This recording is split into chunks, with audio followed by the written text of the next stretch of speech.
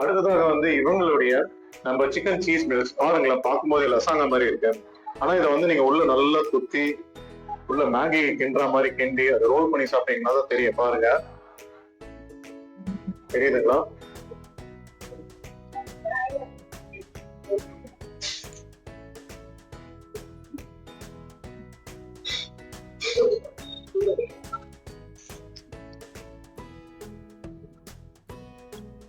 Chicken cheese milks வேற level.